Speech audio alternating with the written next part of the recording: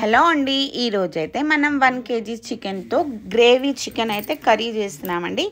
దానికోసం నేను చికెన్ ముందుగా కడిగేసుకొని పసుపు, ఉప్పు, కారం, అల్లం వెల్లుల్లి పేస్ట్ వేసేసుకొని అంతా చక్కగా మిక్స్ చేసుకొని పక్కన పెట్టుకోనండి. స్టవ్ వెలిగించేసుకొని ఒక కడాయి పెట్టేసుకొని మనం దాంట్లో ఆయిల్ వేసుకొని హోల్ గరం మసాలా వేసుకొని 2 పెద్ద సైజ్ ఆనియన్స్ సన్నగా తరిగి వేసేసుకొని ఒక 2-3 పచ్చిమిర్చి చీల్చుకొని వేసుకోవాలి. కొంచెం కరివేపాకు వేసుకోవాలి.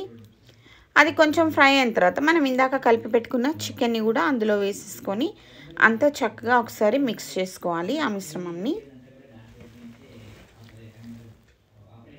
ఇప్పుడు మనం మూత పెట్టేసుకోవాలండి. మూత పెట్టేసుకొని ఒక 2 minutes కుక్ అవ్వనివ్వాలి. 2 minutes తర్వాత మనకి చికెన్లో వాటర్ అనేది వస్తుంది. ఆ వాటర్తోనే చికెన్ అనేది కుక్ అవుతుంది. ఇప్పుడు మనం కొంచెం కొత్తిమీర, పుదీనా వేసుకోవాలి. మనం మిక్సీ జార్ తీసుకొని మిక్సీ జార్లో నా దగ్గర ఆల్రెడీ కొబ్బరి పొడి ఉంది కాబట్టి కొబ్బరి పౌడర్లో కొన్ని కాజు వేసుకొని మిక్సీ పట్టుకున్నాను.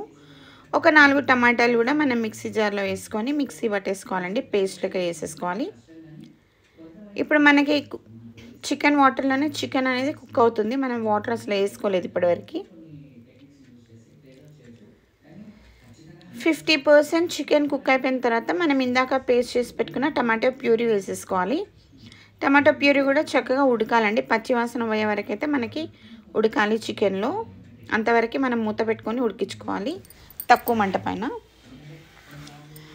టమాటో ఉడికిన తర్వాత మనం ఇందాక మిక్సీ పట్టి పెట్టుకున్న కొబ్బరి పొడి, కాజు పొడి ఉంది కదండి, అది కూడా వేసేసుకోవాలి. వేసేసుకొని అంతా ఒకసారి కలుపుకోవాలి. కలుపుకొని మనకు గ్రేవీకి సరిపడా కొన్ని వాటర్ అయితే వేసుకోవాలి. వేసేసుకొని మళ్ళీ మూత పెట్టేసుకొని ఉడికించుకోవాలండి. చూసారు కదా ఎంత చక్కగా కుక్ అయిపోయింది. ఆయిల్ మనం వేసుకున్న ఆయిల్ కూడా పైకి వచ్చేసింది.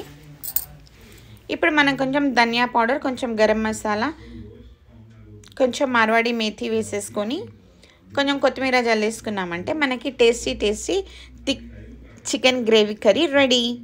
Like, share.